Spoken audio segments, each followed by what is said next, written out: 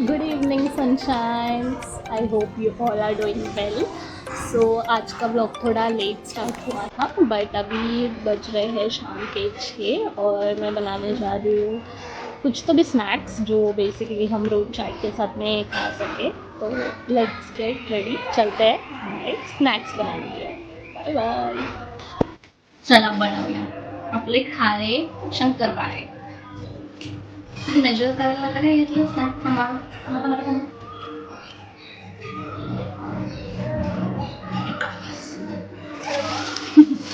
हमेशा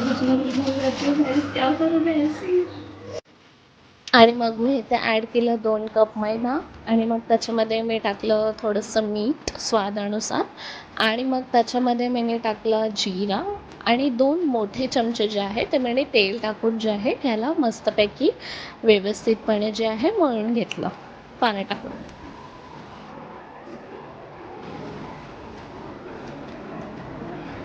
एवढा मोठा पोपट झाला की तुम्हाला काय सांगू. मला वाटतं की ते मैदा आहे आणि ते मैदा नव्हतं, ते होतं तांदळाचं पीठ. आणि मी कधीपासून मळते मग म्हटलं हे होत नाहीये होत नाहीये. मग मम्मी आली आणि मम्मीने सांगितलं की ते मैदा नाहीच आहे. आता काय नाही, आता ह्याच्यात पण मी ह्याचंच बनवणार, जसं पण बनवणार मी खाणार.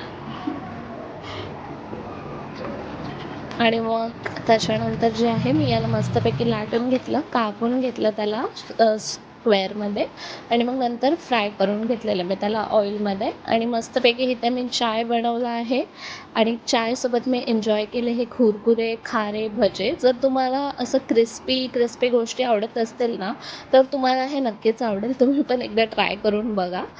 आणि मग त्याच्यानंतर मी गेलेली केक आणायला, बट मी हे एवढे सगळे वस्तू आणले मला दिसले तर बघू शकता तुम्ही. आणि मग त्याच्यानंतर आम्ही कट केला केक. अर्जुनचा बड्डे होता तर मग आम्ही त्याचा केक कट केला. इथे तो केक कट करत आहे, सर्वांना खाऊ घालत आहे, मस्तपैकी एन्जॉय केला, खूप सारा केक खाल्ला. म्हणजे मला इतकं जास्त आवडतं केक खायला की मी तुम्हाला काय सांगू. तुम्ही बघू शकता माझ्या चेहऱ्यावरची खुशी येते.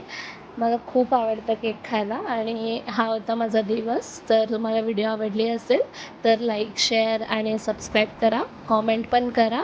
आजसाठी एवढंच, भेटूया पुढच्या ब्लॉगमध्ये.